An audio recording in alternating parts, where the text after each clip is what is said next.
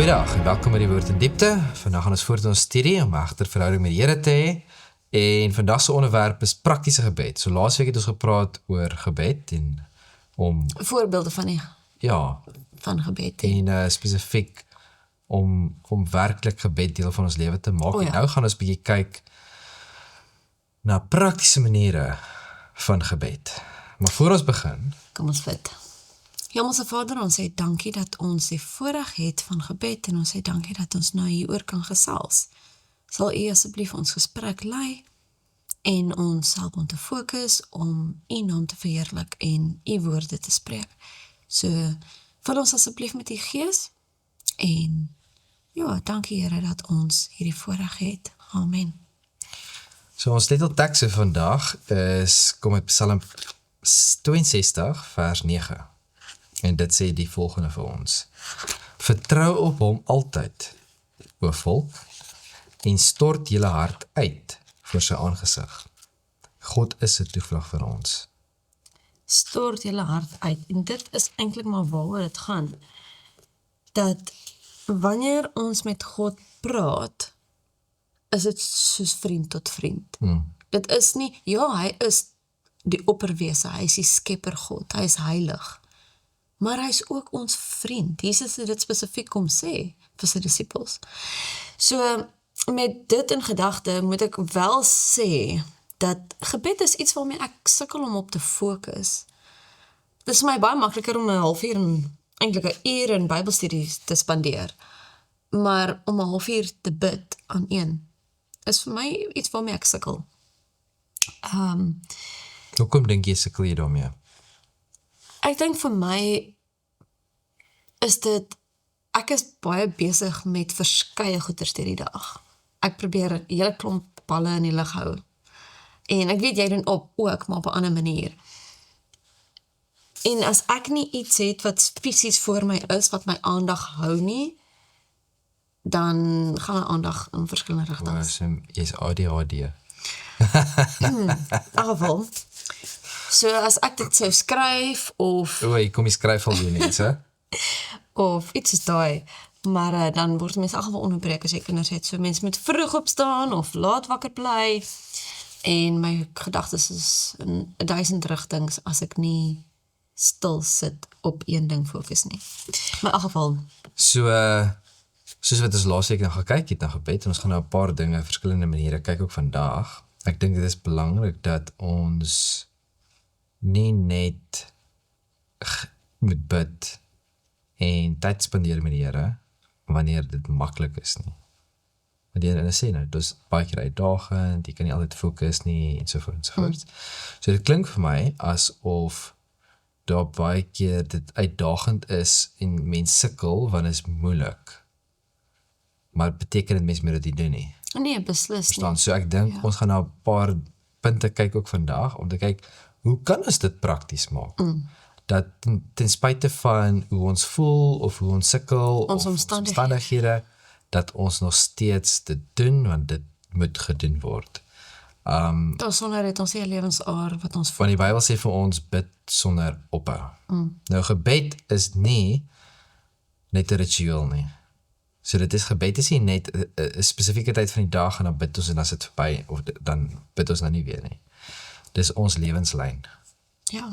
Dis 'n En konstante verbintenis tussen ons en God, waardeur hy in ons werk om ons te verander en ons nader aan hom te bring, sodat ons hom kan leer ken. Dis wat gebed is. So, dit is krities dat ons tyd maak, soos wat ons gesien in die voorbeeld van Daniel, om te bid, maar dit kan nie net wees in daardie spesifieke tyd wat ons met God praat nie. Dit moet 'n toenemende ding wees. Dit moet iets wees wat heeltyd gebeur. soos ek wat reg hierdie dag vir jou 'n miljoen boodskapies stuur. Ja. Dit of dat of so. En dis hoekom die Bybel vir ons sê bid sonder ophou. Stilte dink Dit is ek wat sê dit bly. is. Maar waaruit bestaan ons gebede? Is dit lofprysing, danksegging, is dit versoeke, is dit is dit net daardie gesels en uitstorting van die hart. So, En ons moet reflekteer en kyk, wat is dit wat ons bid? Ja, want dit gaan ook, ek dink dit het 'n reflection, dit reflekteer wat ons verhouding en ons beeld van God is. Hoe sien ons hom? Ons kom later daarby dat onse Vader die modelgebed wat Jesus vir ons gegee het. Maar Vader, nie almal het 'n vaderfiguur waarna hulle eintlik kan gaan vir raad. Nou wie hulle het nie daardie voorbeeld gehad nie. En maar baie keer, soos wat jy nou noem, het ons miskien op die aarde, nie almal van ons het die regte voorbeeld as vader nie. Nou sekere mense wat glad nie 'n pa het nie. So, maar Jesus sê vir ons, ten spyte van ons omstandighede op aarde, ons het 'n Vader in die hemel. En dit is Abba Vader. Dis persoonlik. Dis intiem. En so, en al het jy die verkeerde prentjie van wat 'n vader is miskien op aarde, as jy vir God soek, sy aangesig soek, sal hy homself aan jou toon, en jy sal sien die regte prentjie van 'n ware vader. So ons het daardie wonderlike belofte wat vir ons gegee is in die Bybel. So ons kyk na Elia eerste, wat in 'n krisistyd gebid het. So vir tyd onthaalwe, gaan ek nie nou die hele Eerste Konings hoofstuk 18 of 19 lees nie, maar ek sal dit gou vinnig opsom, want konteks is belangrik. Elia is man alleen op Karmelberg om voor die hele volk van afvallige Israel en die 54 Baalpriesters om die offergawe toets van vuur uit die hemel aan hulle te bewys wie die ware God is. Die offer in die altaar is reg, nat gegooi en dit word verteer met hemelse vuur. En wat 'n aanskouing moes dit nie gewees het nie. Dit was vir 3,5 jaar voor dit droogte. Daarna dood hy en die volk die valse profete. Elia waarsku vir Agab dat groot reën op pad is en dan bid hy vir 7 keer of totdat geantwoord word en hy die reën sien kom. En vir daardie wat in die Kaap is, dink nou aan hierdie storm wat ons gehad het en Elia wat voor die perde uitgehardloop het in so 'n storm. Hy kry toe ook 'n boodskap van die koningin wat sê hy gaan doodgemaak word en sy reaksie is, sy lewe is in gevaar, hy hardloop. Hy kruip weg. Maar hy is moeg en moedeloos en hy vra die Here om sy lewe te neem. Hy voel nie waardig nie, na alles wat hy nou net beleef het.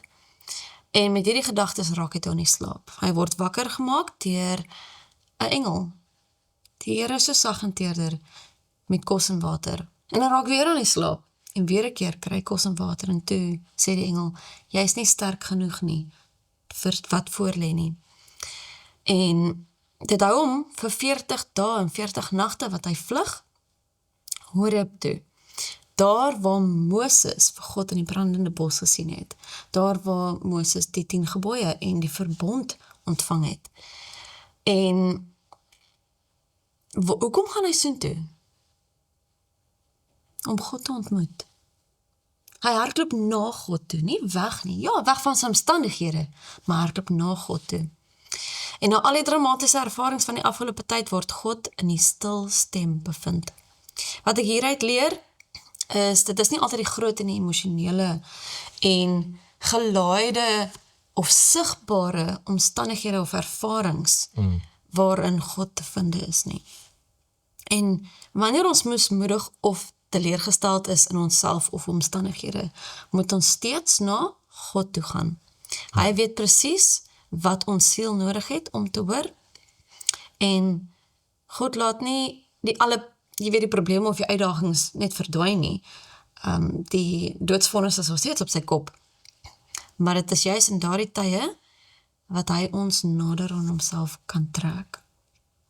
En ja, as ook ons eie harte aan ons sal openbaar, soos wat Elia dit nodig gehad het, want ja, God het vir hom gevra, wat maak jy hier, Elia? In elk geval, in elke situasie moet ons onthou dat God goed is. Maak nie saak of ons omstandighede verander nie. Hy is liefde, en dit is die lens waardeur ons moet kyk, as ons bid, as ons die lewe deurgaan, en as ons God aanskou. So wat vir my interessant is hier uit Elia se gedeelte, is dat wat is dit wat God van die begin af doen? So ons sien dat op die berg, Karmelberg, is dit God wat homself bewys aan die volk. So, en is amper ook dat dit is sy karakter wat hy toon aan die volk.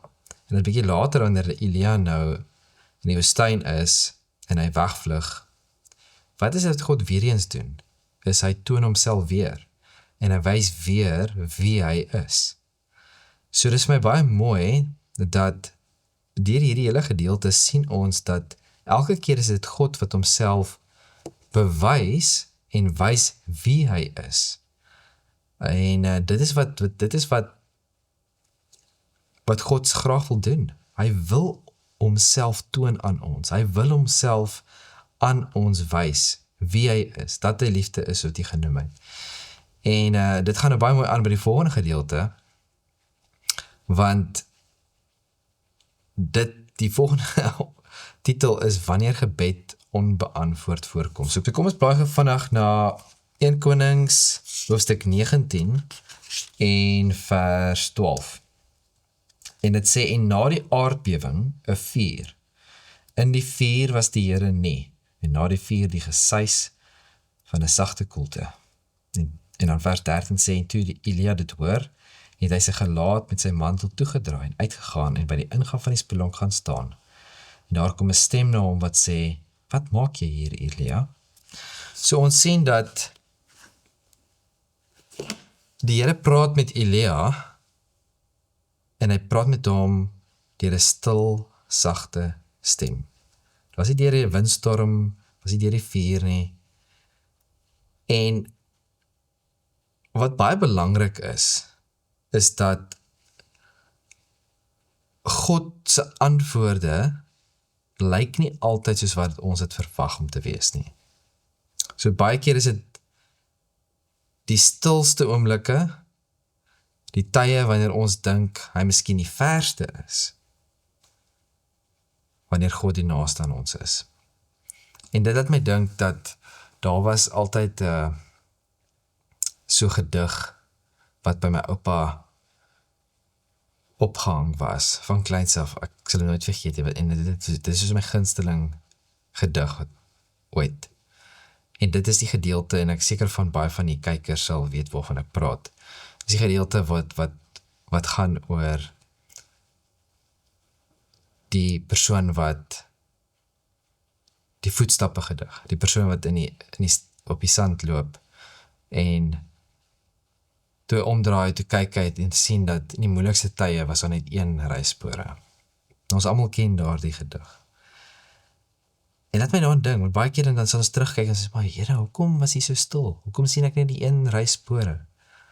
Maar dit is daai tyd wanneer God ons gedra het, en ons is miskien nie bewus daarvan nie. So, kom ons kyk 'n bietjie hoe God werklik getrou is. En die vraag is ook, is ons getrou in wat ons doen? Matteus 7, vers 7, sê vir ons die volgende. Bid en vir julle sal gegee word. Soek en julle sal vind. Klop en vir julle sal oopgemaak word. En dan vers 8 sê, want elkeen wat bid ontvang, en hy wat soek vind, en vir hom wat klop sal oopgemaak word. Nou dit is 'n belofte wat Jesus vir ons gee. Nou, kan ons op hierdie staat maak? Want baie keer dan voel dit asof daar miskien tye is wat ons gebede onbeantwoord voorkom. Wanneer ons voel, maar ons bid al hoe lank, of baie keer verwag ons dat die Here dadelik ons moet antwoord. Ons bid nou en dan wag ons, jy weet, hoekom gebeur dit nou nog nie? Maar hoe versoen ons die twee waar Jesus sê, bid en vir julle sal gegee word, soek en julle sal vind, klop en vir julle sal oopgemaak word, met die tye wanneer ons wel bid, maar dit voel asof niks gebeur nie. En kom ons kyk na 'n voorbeeld in die Bybel. En dit kom voor in 1 Samuel 1 vers 10 tot 17. En dit is spesifiek van Hanna. En vers 10 sê vir ons, en bitter bedroef het sy tot die Here gebid en bitterlik geween. En sy het 'n gelofte gedoen en gesê, Here, van die leerskare, as u waarlik die ellende van die diensmaagd aansien, en aan my dink, en u diensmaagd nie vergeet nie, maar die diensmaagd 'n manlike kind skenk, dan sal ek hom aan die Here gee al die dae van sy lewe, en geen skeermes sal op sy hoof kom nie. En toe sy lank gebid het voor die aangesig van die Here, en Eli op haar mond ag gee, want Hanna het in haar hart gespreek, net haar lippe het geroer, maar haar stem kon nie gehoor word nie, het Eli gedink dat sy dronk was. En Eli sê vir haar, hoe lank wil jy nog soos 'n dronk mens gedra, sit jou wyn van jou af weg? Maar Hanna antwoord en sê, nee my Heer, ek is 'n vrou beswaard in gemoed. Wyn of sterk drank het ek nie gedrink nie, maar ek het my siel voor die aangesig van die Here uitgestort. Hou tog nie u dienares vir 'n deugniet nie, want vanweë my baie sorge en verdriet het ek tot nou toe gespreek. En Eli antwoord en sê, gaan in vrede, en mag die God van Israel jou bede gee, wat jy van hom gebid het. Nou sien in hierdie gedeelte dat Hanna bid nou al vir jare lank, want sy is kinderloos. En aan die buitekant lyk dit asof God stil is, maar sy hou aan bid. En God antwoord op sy tyd en op sy manier. En wat vir ons hier so uitstaan is, soms verdiep die wagtydperk ons wandel met God. Omdat ons al gaande leer om al hoe meer op hom te vertrou en minder op 'n spesifieke uitkoms. So baie keer is ons fokus so op die antwoord van die gebed, in plaas van dat ons fokus is op die een wat die gebed beantwoord. En ek dink totdat ons nie daai skuif maak van ons fokus nie, totdat ons nie ons gedagtes, in plaas van dat die hele tyd gefokus is op die uitkoms, op die antwoord nie, maar dit skuif op die een wat dit vir ons antwoord en wat vir ons daar is, gaan ons miskien nie waarlik ervaar dit wat God wil hê ons moet ervaar nie. So die volgende beginsels kom vir ons uit die skrif uit. En dit is nie iets wat net vinnig gou hierso is om ons reg te ruk of te help, of soos ek weet, alles in die wêreld vandag is kits. Dit is 'n vinnige ding, en is vinnig die en vinnig daai. As jy 'n boodskap stuur op WhatsApp, moet mense dadelik antwoord, of is in die moeilikheid, of wat ook al dit mag wees. Maar dit is nie wat gebed is nie. So kom ons kyk 'n bietjie, wat is ware gebed? En so kom ons blaai gou vinnig na 'n paar teksverse wat so vinnig gaan deurgaan. En die heel eerste gedeelte is in Matteus 6 vers 10 wat sê, so moet julle dan bid, onse Vader wat in die hemele is, laat u naam geheilig word. Dis in vers 9 en vers 10 sê, laat u koninkryk kom, laat u wil geskied soos in die hemel en net so ook op die aarde. En dan die volgende teksvers is in 1 Johannes 5 vers 14 en 15. En dit is die vrymoedigheid wat ons teenoor hom het, dat hy ons verhoor, as ons iets vra volgens sy wil. En as ons weet dat hy ons verhoor, dan weet ons dat wat ons ook al vra, ons die bedes verkry wat ons van hom gevra het. So ons sien by hierdie teksverse dat ons met God se wil soek, en nie net dit wat in ons eie hart is nie. So dis nommer 1. Dan die tweede punt, gaan ons kry in Spreuke 16 vers 2, en dan ook Jakobus 4 vers 3. So kom ons blaai gou vinnig eers na Spreuke 16 vers 2 toe. En dit sê vir ons die volgende, al die weë van 'n man is suiwer in sy oë, maar die Here toets die geeste. En dan Jakobus 4 vers 3 sê vir ons, julle bid en julle ontvang nie, omdat julle verkeerd bid, om dit in julle welliste deur te bring. So ons nou eerste punt is toe gesê, ons moet God se wil soek, en dan die tweede gedeelte is, ons moet ons eie begeertes ondersoek. Ons moet ondersoek, wat is ons motiewe? Dat dit nie van ons gesê kan word, hey, julle ontvang nie wat julle bid nie, omdat julle verkeerd bid nie. So kom ons ondersoek onsself. En dan die volgende gedeelte gaan ons ook verder sien dat daar is voorwaardes. Psalm 66 vers 18 sê vir ons die volgende: As ek ongeregtigheid bedoel het in my hart, sou die Here nie gehoor het nie. En dan kan ons ook sien in 1 Petrus 3 vers 12 sê dit vir ons dat want die oë van die Here is op die regverdiges en sy ore tot hulle gebed, maar die aangesig van die Here is teen die kwaaddoener. En dan die laaste teksvers is Spreuke 15 vers 29. Die Here is ver van die goddelose, maar die gebed van die regverdiges hoor hy. So ons sien uit hierdie gedeelte uit is dat daar is tye wanneer God nie kan antwoord nie as gevolg van ons sonde. En so is my hart reg dat ek met God kan praat nommer 1 en dat ek van hom kan vra om sy beloftes na te kom. Kan ek verwag van die Here om getrou te wees as ek nie getrou is nie? Dis die vraag wat ons onsself moet vra. So is daar enige troetelsonde in ons lewe?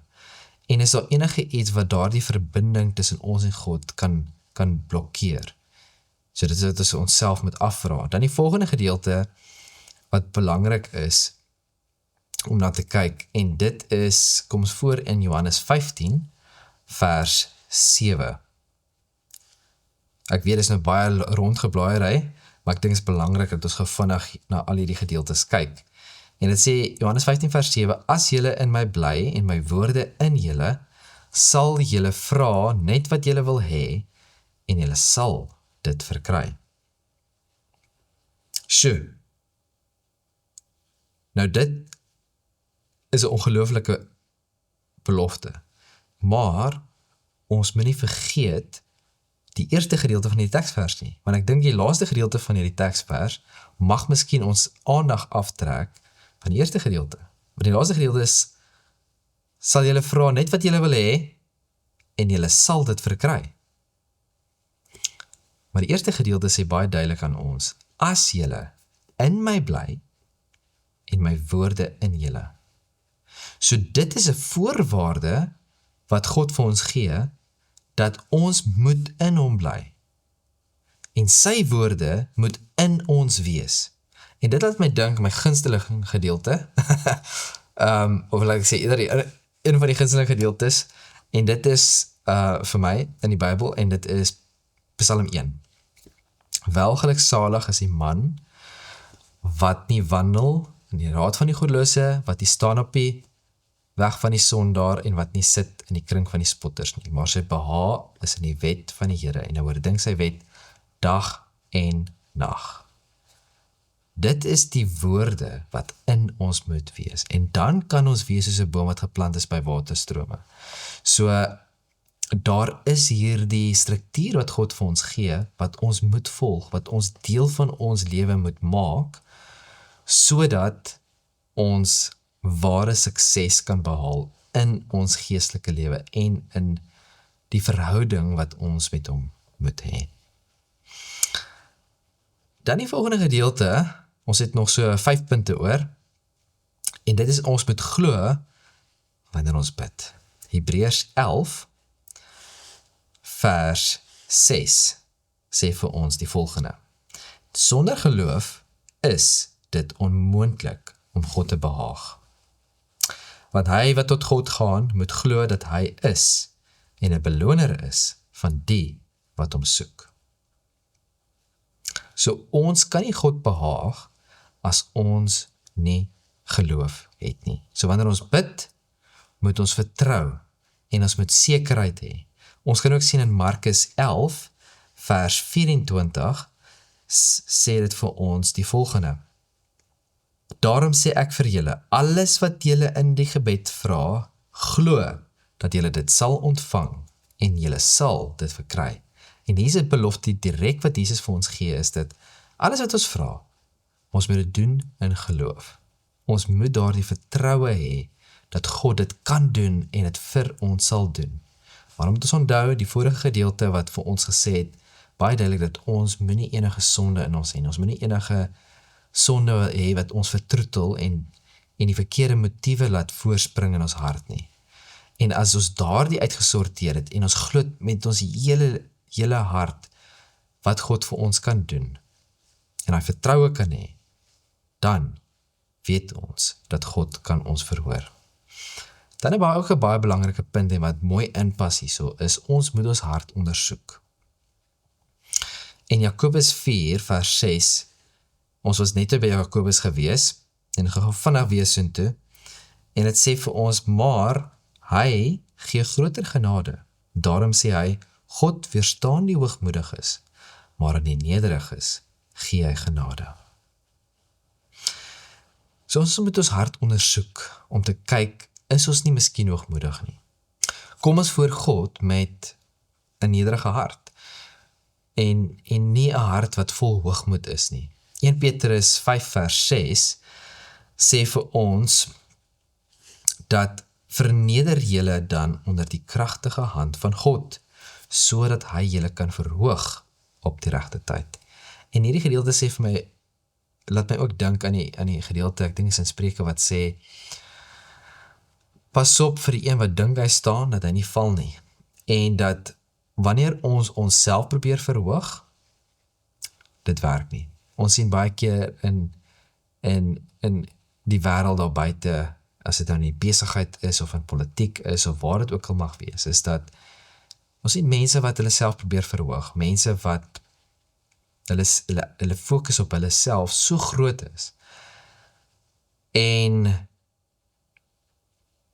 baie keer, dan sien ons die val van hierdie mense, want hulle hart was nie reg gewees nie, en ons moet nie dit doen in ons geestelike lewe nie, en in ons geestelike wandel met God nie, en selfs in die kerk, en in die bediening, en die werk wat ons vir God doen, moet dit glad nie die geval wees, waar dit oor ons gaan nie, absoluut en totaal en al nie, en ons moet altyd seker maak, dat ons onsself verneder, dat ons onsself sien vir wie ons werklik is, en onsself voor God neerbuig, en hom toelaat, om sy werk in ons lewe te kan doen.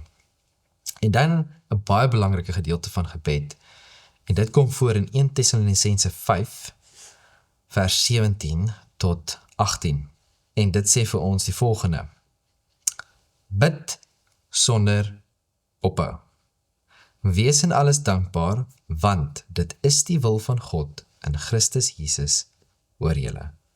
En ek het dit net nou genoem, en ek het dit nou weer 'n keer wat ek dit nou lees, en wat ons dit nou noem, maar die belangrikheid om te volhard in gebed. Ons moet aanhou bid, en ons moenie moed opgee nie. Ons moet nie kom op 'n punt wat sê, dit lyk nie asof enigiets gebeur nie, en wat help het werklik? Kom ons gaan deur al hierdie punte wat ons nou genoem het, en maak seker dat my hart is reg. Kom ek maak seker dat die plek waar ek is, en die mense waarmee ek te doen het, en wat ek mee saamwerk, of in die kerk, of in my gemeenskap, of in my familie, of wat ook al het mag wees, dat my hart reg is teenoor ander mense.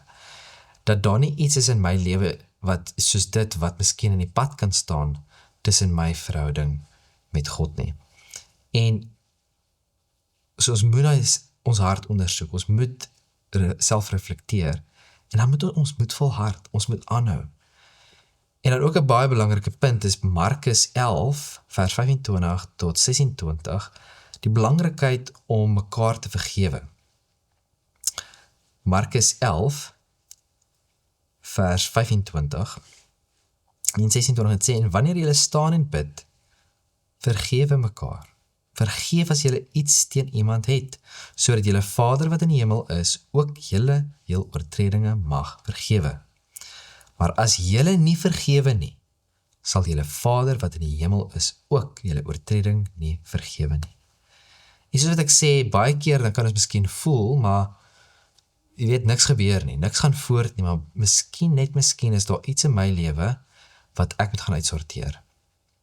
Wat ek moet gaan en as ek iets gedoen het teenoor iemand, as dit nou klein of groot is, kom ek gaan sorteer dit uit. Kom ek maak dit reg met daardie persoon, voordat ek van God kan verwag om in my lewe te werk. En dan, die laaste punt, is vertrou die groter prentjie. Ons moet vertrou op God. Want God sien wat ons nie kan sien nie. En 'n baie mooi teksvers in die Bybel is Romeine 8 vers 28. En ek is seker van die mense ken hierdie baie goed. En dit sê, en ons weet, dat vir hulle wat God liefhet, alles ten goeie meewerk, vir hulle wat na sy voorneme geroep is. God sien die groter prentjie. Efesiërs 3 vers 20. En aan hom wat mag het om te doen, ver bo alles wat ons bid of dink, volgens die krag wat in ons werk. En hierdie teksvers is vir my so mooi, want baie keer bid ons, maar ons bid te klein. Ons bid, maar ons besef nie wat God werklik vir ons eintlik wil doen nie. Wat hy eintlik vir ons wil bewerkstellig nie. En dit sê so mooi, ons bid en ons dink, maar dit wat God vir ons wil doen, is ver bo alles. En hy wil dit doen deur sy krag. Dit wat in ons werk, wat beteken, daar's verandering wat in my hart gaan plaasvind. En dan 'n baie mooi gedeelte in die Bybel, en dit is Jeremia 29, en ek seker van ons almal ken daardie gedeelte. Jeremia 29 vers 11, wat sê, want ek weet watter gedagtes ek aangaande julle koester, spreek die Here, gedagtes van vrede en nie van onheil nie, om julle 'n hoopvolle toekoms te gee. En dan gaan dit verder aan, vers 12 en 13 sê, dan sal julle my aanroep en heen gaan, en tot my bid, en ek sal na julle luister. En julle sal my soek en vind, as julle na my vra, met julle hele hart. Watter wonderlike belofte is dit nie? Dis so 'n mooi belofte, wat die Here vir ons gee. Ons het deur al hierdie punte nou gegaan, en te kyk, waarna moet ons kyk, wanneer ons kyk na gebed? Wat behels gebed alles? Maar baie keer, miskien is al hierdie dinge reg, miskien is ons lewe reg, ons het niks teen iemand nie, en my hart is miskien, my motiewe mag miskien reg wees, en ek vertrou die Here, maar ek kry nog steeds nie werklik 'n antwoord van God af nie. En dan is dit wat God vir ons sê in 2 Korintiërs 12 vers 8 af, en hierdie gedeelte gaan spesifiek oor Paulus wat 'n probleem gehad het, en vir God gevra het om dit van hom weg te vat. En vers 8 sê vir ons, hieroor het ek aan die Here 3 maal gebid, dat hy van my sou wyk. En hy het vir my gesê, my genade is vir jou genoeg, want my krag word in swakheid volbring. Baie liewer sal ek dus in my swakhede roem, sodat die krag van Christus in my kan woon. So, miskien kan God my nie nou dadelik antwoord nie. Miskien is dit eers in die toekoms. Maar die Here gee vir ons die belofte dat sy genade is vir ons genoeg. En hy sal vir ons die krag gee wat ons nodig het om deur enige situasie te gaan. Die beeld wat ons van God het, bepaal hoe ons op stilte reageer. En hier is 'n baie belangrike punt, want baie mense,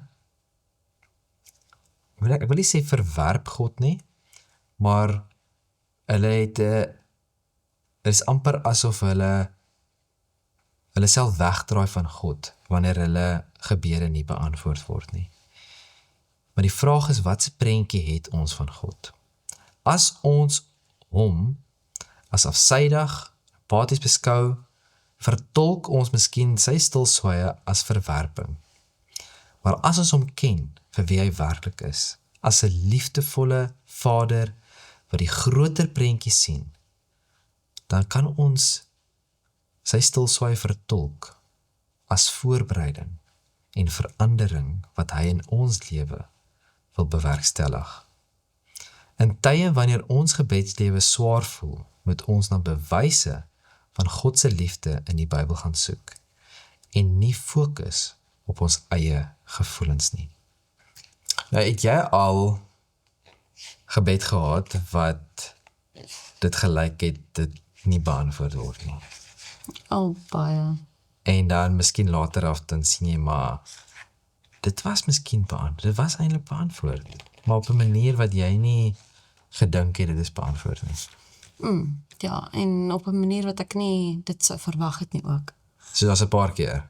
Ja. Okay, so ek het ook dit al ek het 'n paar keer beleef in my lewe wanneer ek gebid het vir iets spesifieks en dat op die oomblik het ek miskien gedink dat dit is nie beantwoord, maar as ek terugkyk dan sien ek maar die Here het dit op die beste manier moontlik beantwoord. Ja. Want ons dink wat ons weet wat goed is vir ons, maar dis nie altyd die geval nie.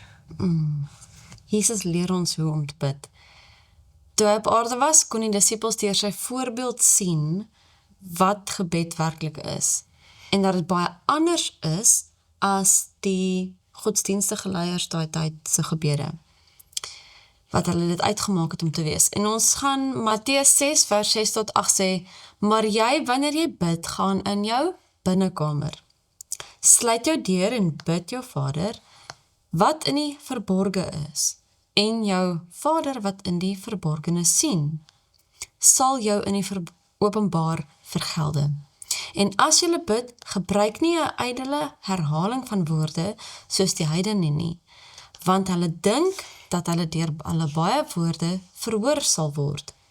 Maar dan nie soos julle moet dan nie soos hulle word nie, want julle Vader weet wat julle nodig het voordat julle hom vra. Lukas 5 vers 16 sê dat ons 'n verlate, stil, private plek nodig het. 6 vers 12 sê dat Jesus die hele nag gebid het. 9 vers 18 nog steeds in Lukas waar hy alleen gebid het, al was die disippels naby hom.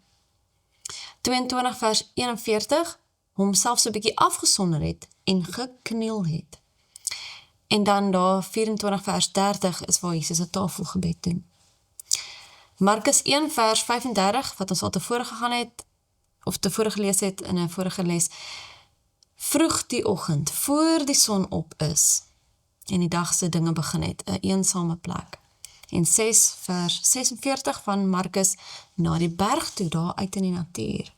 So daar is so 'n paar wenke wat 'n mens kan probeer as 'n mens jou huidige omstandighede nie werk vir gebed nie. Gaan 'n bietjie uit in die natuur. Maak seker dat jy privaatheid alleen, stil, dat daar nie geraas is nie. Dinge wat ons aandag aftrek. Ja. En interessant, selfs toe die disippels naby hom was, kon hy homself net 'n bietjie eenkant afsonder. So selfs wanneer ons tussen mense is, moet ons dit kan doen. En as ons nou na Matteus verder kyk, net na daai deel, 9 vers 13 in hoofstuk 6. So moet julle dan bid. Onse Vader wat in die hemele is, laat u naam geheilig word. Laat u koninkryk kom. Laat u wil geskied, soos in die hemel, net so ook op die aarde. Gee ons vandag ons daaglikse brood en vergeef ons ons skulde, soos ons ook ons skuldenaars vergewe. En lei ons nie in versoeking nie, maar verlos ons van die bose. Want aan u behoort die koninkryk en die krag en die heerlikheid tot in ewigheid. Amen. Dis eintlik 'n kort gebed. Maar is een van die mooiste gedeeltes in die Bybel. Dit is. En dit is vir my altyd so mooi wanneer daar pertinente waarhede in die Bybel uitkom en baie spesifieke strukture wat vir ons in die Bybel gegee word. Maar wanneer dit direk van Jesus afkom, en dit is die skepper wat vir ons direk hierdie gee, dis ongelooflik. Ja, en Jesus waarsku oor herhaling, en die gedagte dat die Vader sal hoor as mens baie praat, en hierso sien ons hierdie kort, kragtige gebed van die Here.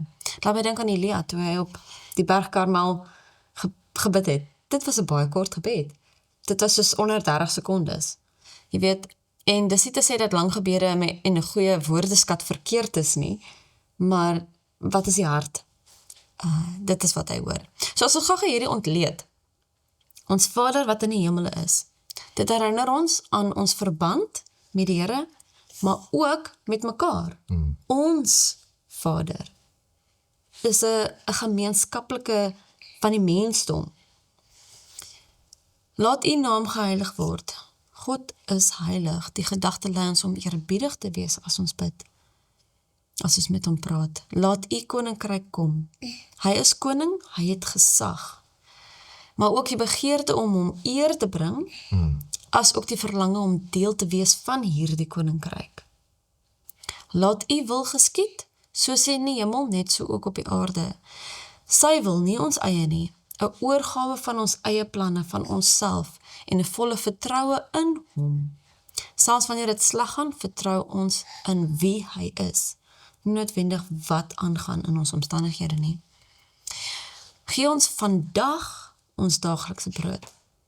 Ja, ons moet beplan vir die toekoms en werk asof, jy weet, daar nog baie jare oor is. Maar erkenning dat elke dag is ons van hom afhanklik. Fisies en geestelik natuurlik. Vergeef ons ons skulde, soos ons ook ons skuldenaars vergewe.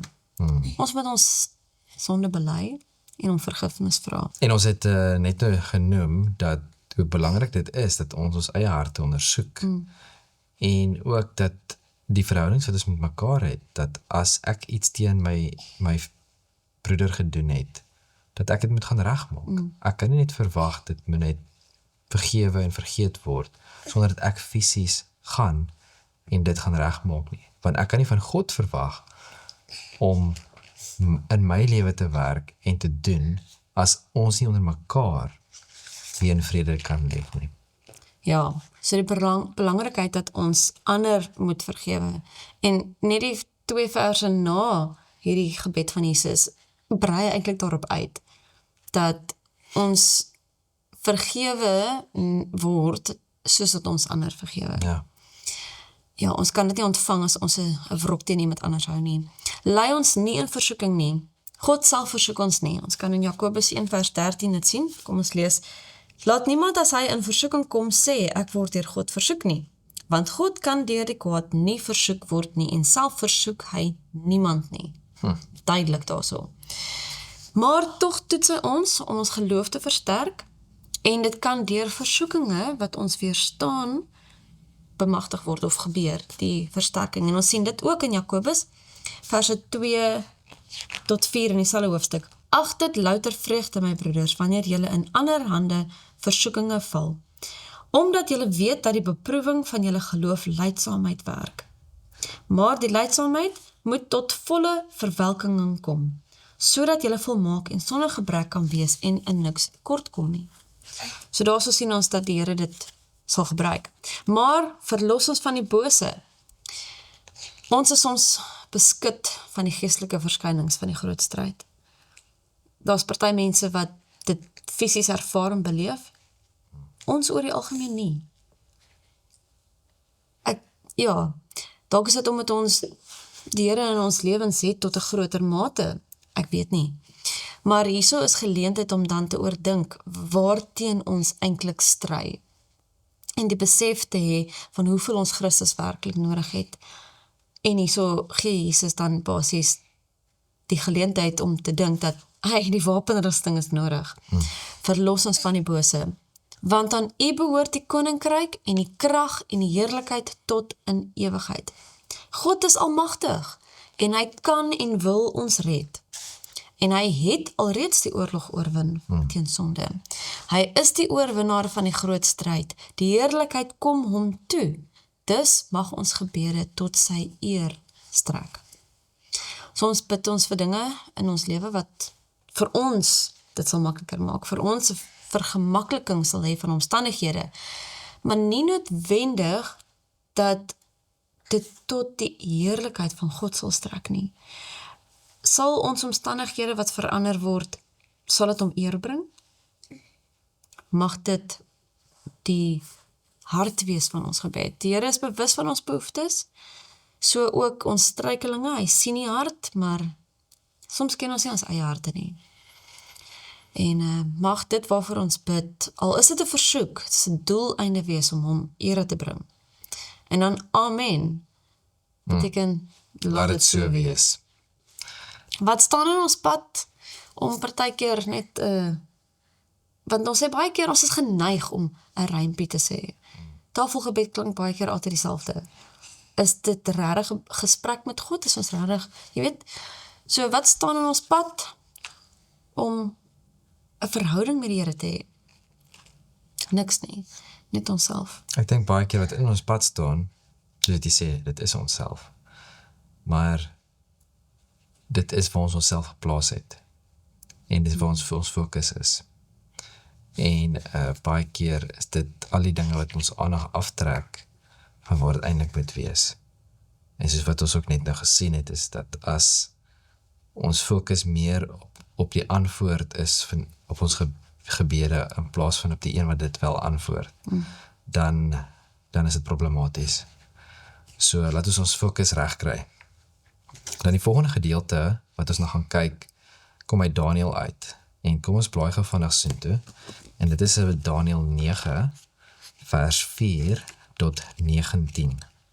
En ek het tot die Here my God gebid en belydenis gedoen en gesê: Ag Here, groote en gedigte God, wat die verbond en die goedertierenheid hou vir die wat hom liefhet en sy gebooie onderhou.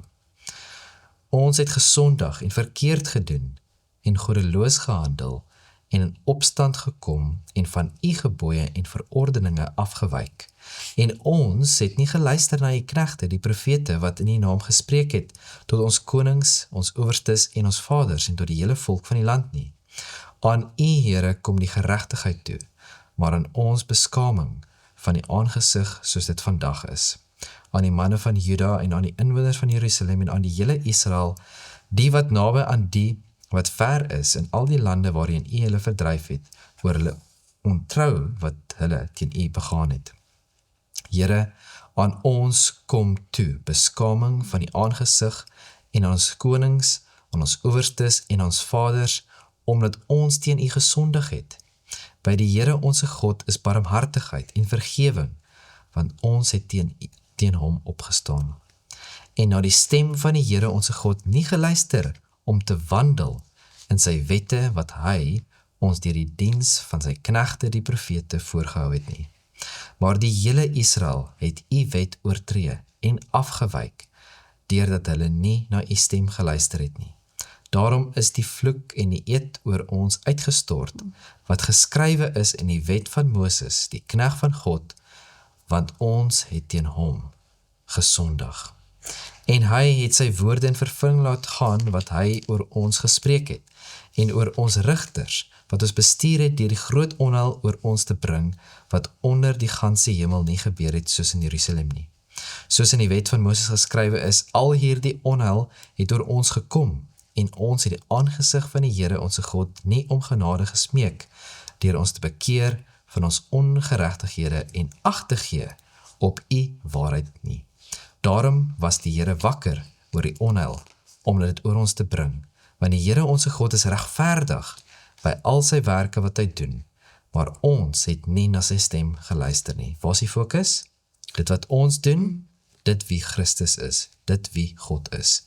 Nou dan, o Here onse God, wat u volk uit Egipteland met 'n sterke hand uitgelei en vir u naam gemaak het soos dit vandag is.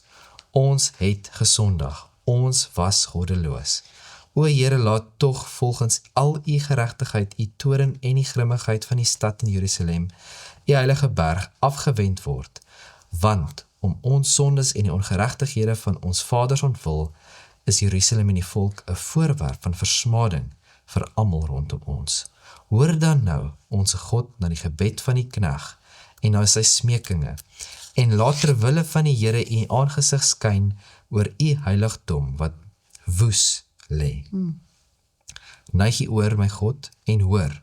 Open u oë en aanskou ons verwoeste plekke en die stad waar u naam oor uitgeroep is, want nie op grond van ons geregtigheid werp ons smekinge voor u aangesig neer nie, maar op grond van u groote barmhartigheid. Here, hoor. Here, vergeef. Here, merk op en doen dit. Vertoef tog nie, om u ontwil, my God, want u naam is oor u stad en u volk uitgeroep. So hier is een van die mooiste gebede vir my in die Bybel. En ons sien hierdie struktuur wat gevolg word, nie dat, as ek sê struktuur, beteken ek nie, of bedoel ek nie dat Daniel sê, okay, is hierdie struktuur, dit is hoe ek nou met bid. Jy weet, dit is die manier ons met bid nie, maar toch kan ons leer hier uit. En die fokus wat Daniel baie duidelik hierso vir ons maak, is wie is ons en wie is God. Die fokus is, ek het gesondig, en as gevolg van my sonde is ek in my situasie. As gevolg van my sonde is waar ons is. Maar dis nie vir ons moet wees nie. So Here, wees ons genadig. Ons het verkeerd gedoen, maar wees ons genadig. Maar laat dit nie wees om ons te verhoog nie, maar laat dit wees volgens wat u verhoog en wat u eer gaan bring. En wat vir my baie mooi uitstaan is, hier is ook 'n intreegebed. Want Daniel sê ons, maar hy is die een wat regverdig was, hy is die een wat getrou was, maar hy sê ons. En dit laat baie dink die gedeelte wat ons van Moses gepraat het laas week, en waar Moses pleit by die Here, weet, haal my naam uit die boek uit. Jy weet, en baie keer kan ons miskien kyk, in ons gemeenskap kan ons miskien kyk na, as ons kerke is, of familie, wat ook al mag wees, ja, jy weet, die mense, hulle, en sovoort. Maar is dit hoe ons moet optree? Is dit hoe ons as Christene moet wees, om te praat van, ja, jy weet, die Christene, of daai Christene, of praat ons van ons? Jy hoor wat ek sê? En so, waar is ons fokus?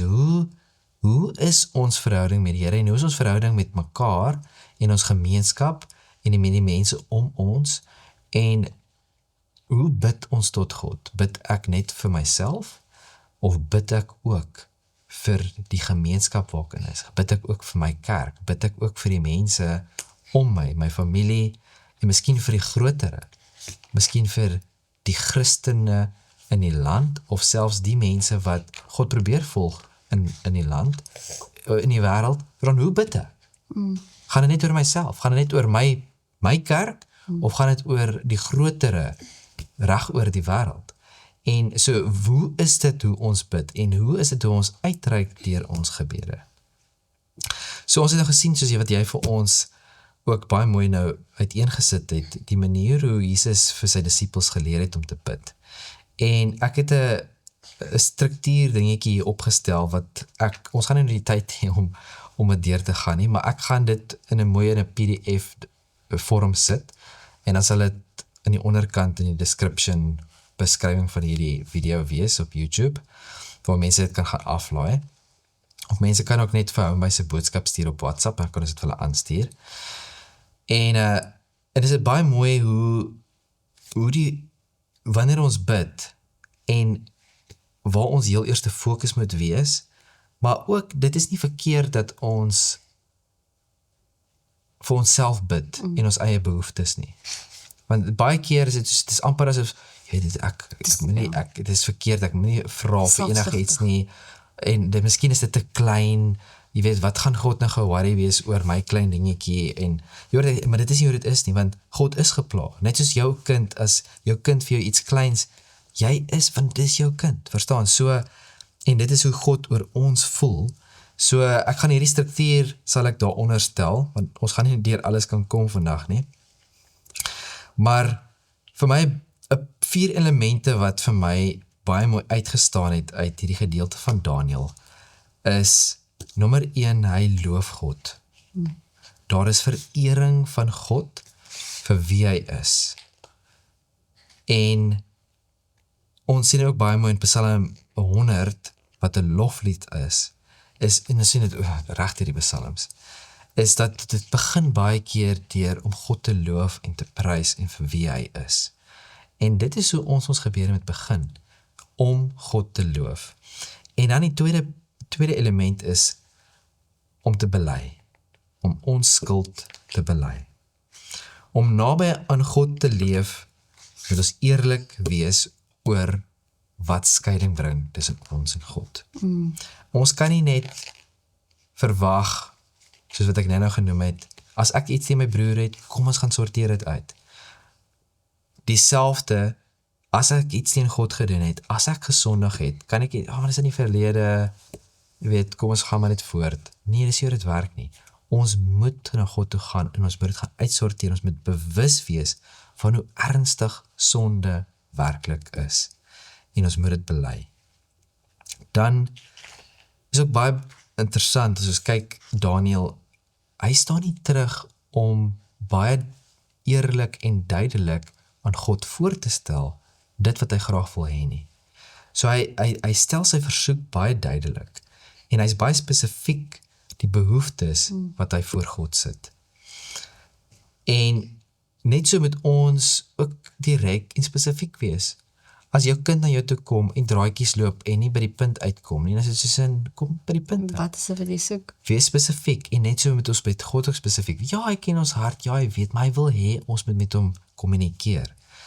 En dan wat baie belangrik is om dankie te sê, om danksegging deel van ons gebed te maak, kom ons wees bewus van al die wonderlike dingetjies wat die Here vir ons doen deur die dag.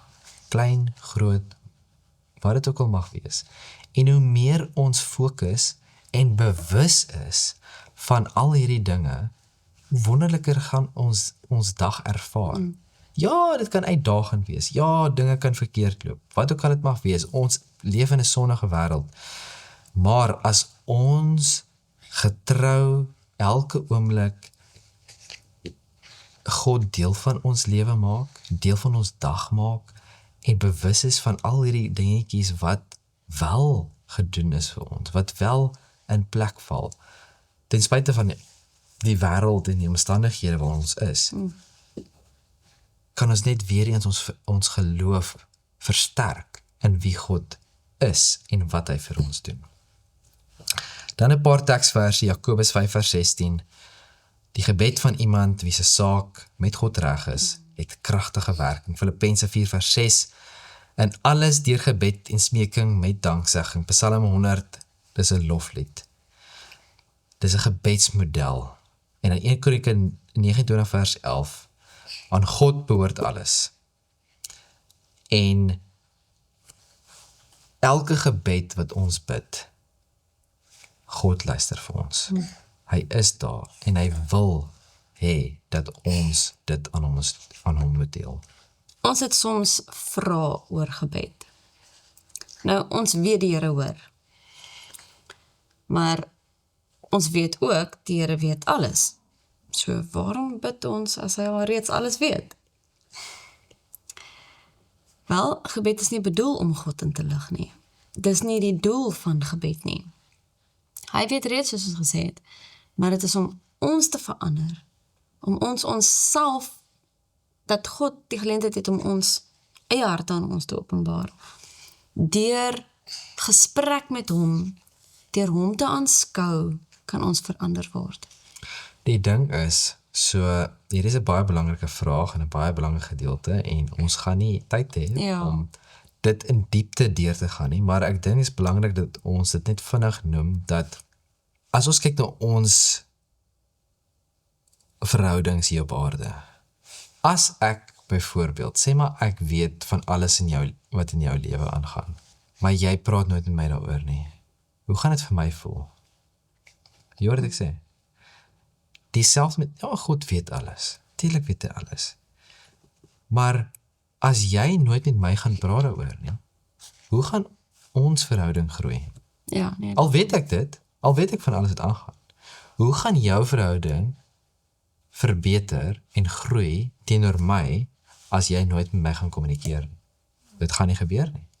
En so, wat gebed doen is, dis nie net, soos wat ek sê, dit is nie om God in te lig. Dit is nie 'n vergadering wat ons gou vinnig hou, soos 'n besigheidsvergadering om te sê, okay, hierdie persoon het dit gedoen, so kom ons lig gou alles, dat alles almal bewus is nie. Nee, dis nie wat dit is nie.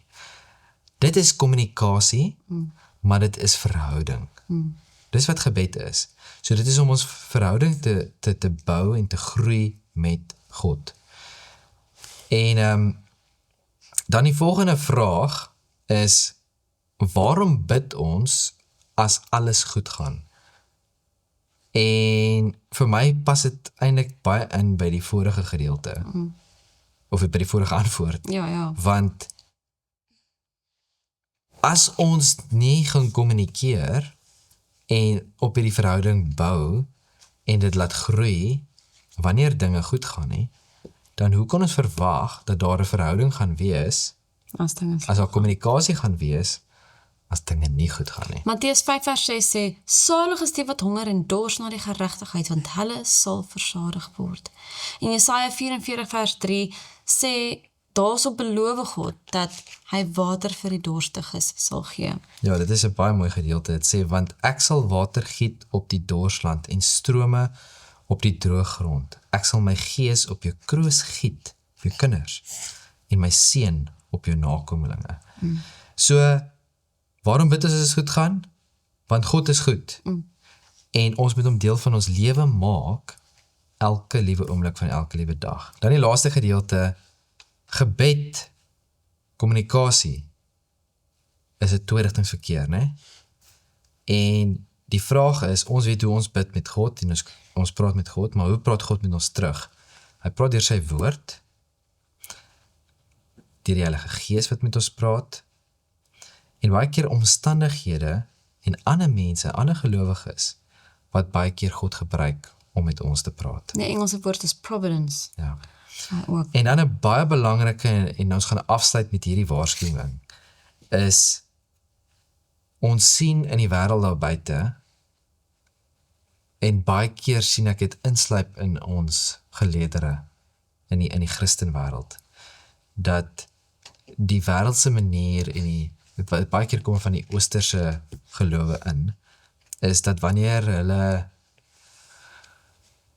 op hulle manier gaan bid, maak hulle self heeltemal leeg. Nee, soos en dit is baie keer met yoga en met baie van hierdie tipe van goeders is om jouself heeltemal leeg te maak.